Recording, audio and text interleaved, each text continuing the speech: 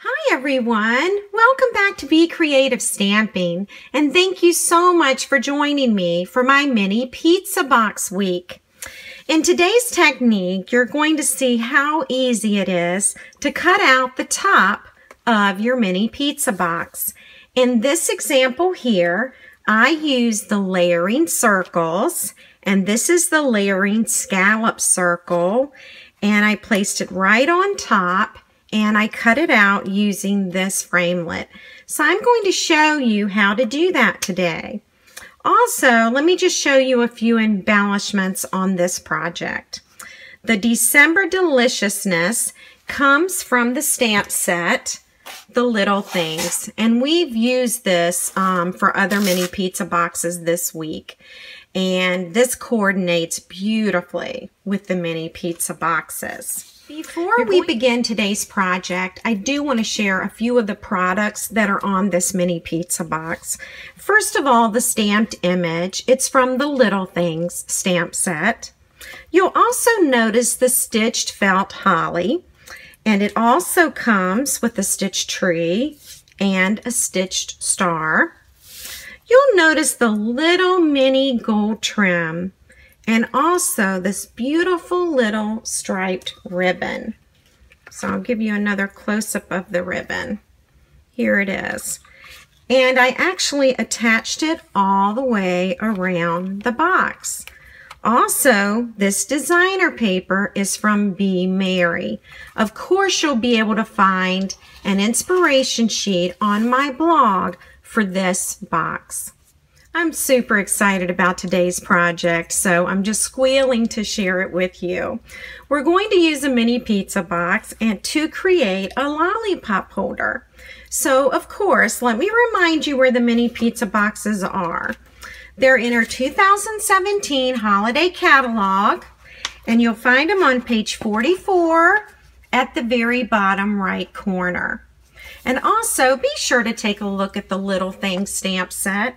This coordinates beautifully with the pizza box. To get started, we are going to use the layering circles to cut out the top of our box. There are 16 circles and scallop circles in this collection, and you can find this in the annual catalog. So to give you an idea of which circle we're using, I'm going to measure this. It may not be completely accurate, but I'm going to go from west to east, starting here on the inch line and moving over. It looks like this circle is 2 7/8, and maybe I'll scoot that up a little closer for you. About 2 7/8 is the diameter of the circle, and that's just a guess. Also, we're cutting out the hole on the top of the pizza box. So if you're not sure which side is the top or bottom, just assemble your pizza box and then you'll figure it out. All right, so this is the circle that we're going to use, and all we have to do is center this. We are going to need the Big Shot, so let me give you the pieces for that. You want to use the magnetic platform and the precision cut base plate. That'll cut it a little bit deeper because remember, the little mini pizza box does have some thickness to it. And of course, you need to establish the top of your box. This is the top of mine where this little flap is. And I am going to just center the circle on top. And then I'm going to put one cutting pad on top and roll this through the Big Shot. Just to give you an idea, I did roll this through the Big Shot 3 times because this cardboard is thicker than our cardstock. And so here is my circle. While I have this circle out, I also need to cut another one in basic black. And this is just scrap paper, and I am going to center the circle on the paper. Make sure that you've got some cardstock outside of the circle area. And I'll show you why. We're getting ready to create this scallop circle here. And so we need to make sure that we've got some cardstock outside of the circle area. Now, of course, for cutting this one, it's your magnetic platform and your 2 cutting pads. So this one's a super simple one. Okay, I've rolled this through the Big Shot. So now I'm going to pop this out. And now I need my scallop circle. So I am actually going to center my scallop circle over the circle that has been cut out, okay? And I just want to make sure I have enough basic black cardstock all the way around, because once I cut this, it's going to create this ring right here. Okay, this has been rolled through the Big Shot, and now I'm going to peel this away, and I have my little scallop frame. And we're actually, I think I'll put it on with some Tombow, and we're just going to glue it just like that so that it just fits right on top of that circle. About done putting Tombow on here, but I want you to see how I've applied it. You could also use the fine tip glue pen, okay, and that's another good choice. All right. So not too much. It won't take long to dry, and this just helps me with positioning. And I'm just going to make sure that I just press down. It looks like it's going to work great. All right. And if I lift it up, this is what it looks like. So you could certainly do this with the layering ovals framelits, and you could do it with the layering square framelits. Okay, so you've got a couple of options when cutting out your box top. All right, so I want to flip over to the inside because we do need to attach a window sheet. And this is my window sheet right here. And this measures 3 3/8 of an inch by 3 3/8 of an inch. I'll show you that on the ruler. Right here, that's where we start. This is 3 1/2 inches right here. This is 3 3/8 of an inch. And that's what you want to cut your window sheet at so that it'll fit in your box. I'm going to use glue dots for this one. And I do want to put my glue dots right on the very edge of my window sheet. So I'm going around. Okay, I have put glue dots all the way around the square. You may be wondering why I attached the black scallop circle before the window sheet. And that is because if the glue does seep through, it doesn't get on the window sheet. So the window sheet will stay clean. I've made that mistake several times, so now I remember. All right, I'm just attaching right here, attaching that window sheet to the inside. Remember, the inside is your glossy side, okay?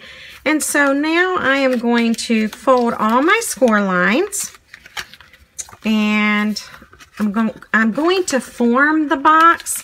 I'm not necessarily going to close it up. My box is now ready for the lollipop. And I did purchase this at Michael's with it's with the Halloween stuff. And so that's where you can find that. I've looked on Amazon and I could not find it. So our sucker does fit in this box, but as you can see here, we are going to need to make a hole in order to get the stick through the box, okay? Now, I have a crocodile. We used to sell these, and we don't anymore, but the reason I'm using this is because it has a fairly large hole, and I don't have a hole punch with this size hole, which is actually a standard hole probably, okay? So this is the one I'm going to use, and I'm actually going to create the hole right here in the center. This is the center of your box here, okay? So I'm going to start with this side. Let's see, I'm actually going to do it on here first, okay? So you're going to want to start here, and you're going to want to put this in about the center. All right, so now I've done that. And then when I go to fold this over, like this, I'm going to want to put another hole, all right? And this crocodile is pretty sturdy, so it's going to come in very handy, all right? So here goes my second hole right here, okay? And now I can actually begin assembling the box, okay? So with this lollipop, I have to scoot up this cellophane pretty tight, okay? And I'm going to stick it through the hole, and I'm probably going to have to work with it just a little bit to get the stick in there. All right, and as you can see here, see the cello hanging on to the stick? This is where I need it to move, okay? So I'm going to try and get it to move, and it really doesn't want to. So you know what I think I'm going to do? I'm going to take a pair of scissors, and I'm going to trim off some of this so that it will fit in the box and so that I can close it, okay? This is coming off really easy. All right, whoops, one more little piece. All right, and let's see if that doesn't work. So put it back in here. Much better, much better. Okay, see how that's working? And then I can close my box. Ah, now look, I need one more hole in order for the box to close. So now I'll take the sucker out, and I am hoping... All right, let's see here. I'm going to close my box there. I'm not going to be able to put the hole in there to punch the last hole. So what I'm going to do is I'm going to take an ink pen, and I'm going to trace where that hole is. All right. And then I am going to open up the box, and I am going to put in another hole right there. All right. Okay, now that the hole is here, I'm actually going to cut this out a little, and I'll show you why. It's impossible to put the stick through this hole and the other two holes. So we're just going to slide the sucker in. I'm going to close up the top. And see how this little piece just slides right down in here, okay? And it fits beautifully. We're going to create a tag, and let me show you our Halloween stamp set. It's entitled Spooky Cat. And so we'll be using the Wicked Yummy Treat for You right here. And then we're going to use Happy Halloween, all right? And I'll zoom in a little bit, and I'm just using the Memento, the black Memento.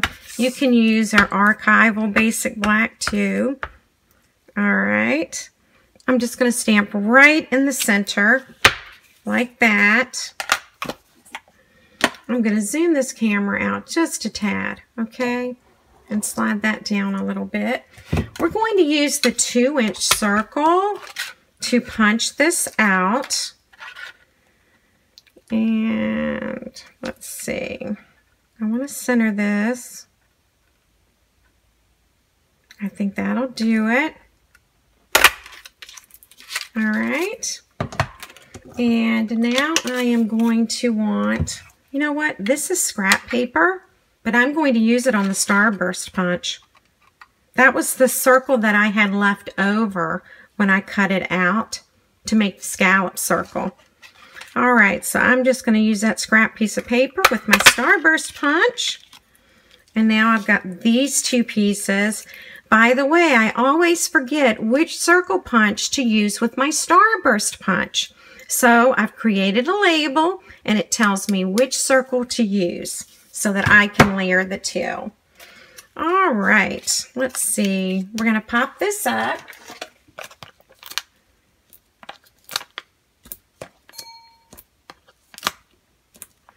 And I'm also going to make a hole in this for the tag. I'm going to use the opposite side of the crocodile just because I have it out, okay? And I'll need some basic black twine,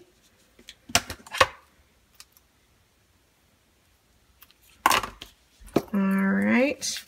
And I'm going to put it through this hole. Okay, this is the top. So I'm going to position this towards the top. All right. And then I'm going to take this little pumpkin pie strip right here. I'm going to use Happy Halloween. Whoops. You can also use Trick or Treat. I'll show you. You actually have two options for the words here. Happy Halloween and Trick or Treat. Okay. So I'm going to ink that up. All right, and I'll put the measurements on the inspiration sheet for this. I think it's a 1/2 inch. It is. It is a 1/2 inch by 2.5 inches, okay? I'm going to use a really old punch of mine. It's called the Banner Punch, and I believe it was a celebration item a few years ago. That's going to help me make my little banner. You can also use a square punch if you don't want to use this, okay? I'm just inserting that, and then I'm going to pop this up, all right? I'll just put 2 there. Okay.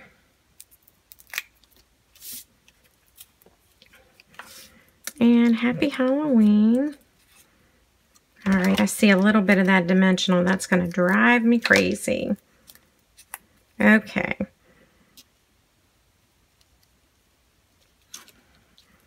Okay, and gosh, so many of the products that we're using are in the holiday catalog.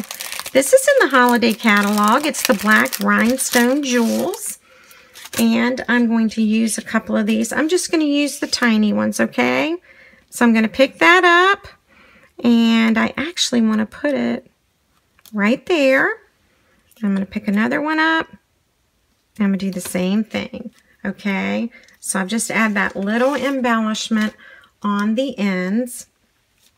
And now I'm ready to use our pumpkin pie ribbon. This is in the annual catalog. Let's see what it's called. Pumpkin pie, just says pumpkin pie. It may say something different in the annual book, but it'll be on your inspiration sheet, okay? All right. Just going to tie this in a bow.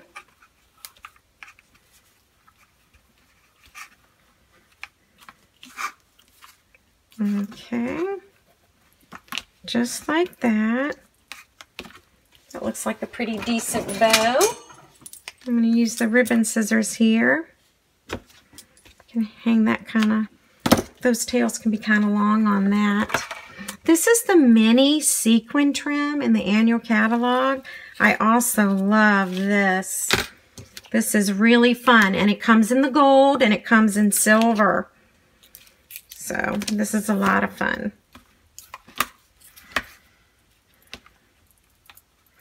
All right, and I'm just going to actually tie this in a knot. All right, and it's just another little embellishment to hang on. Let it hang down. It's kind of cute. Okay, so something like that. And now I'm ready to tie my tag on. And let's see here.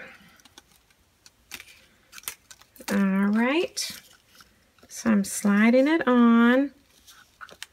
I actually want it to be like this. Whoops. We are almost there. Thanks for hanging in here with me. I hope you love this little box. I saved this one for last. Now, if you've been on my blog this week, leave me a comment. If you're on YouTube right now, scroll down under the video and find the words that say show more. And when you click that, it's going to give you the link to the blog post, to this specific blog post, okay? And that once you go to my blog, you can get an inspiration sheet. All right. Now, to hang this on, if you want this a little tighter, you can take a glue dot, which is what I'm going to do, And I'm just going to put it on the stick right there. Whoops. It was on my finger. Now it's on the stick. And that'll hold it so that the tag doesn't move around. All right, head on over to my blog. Leave a comment. I'm having a drawing on Friday, September 1, 2017. The lucky winner is going to get a package of mini pizza boxes. Let me know if you have any questions. And thanks so much for buzzing by.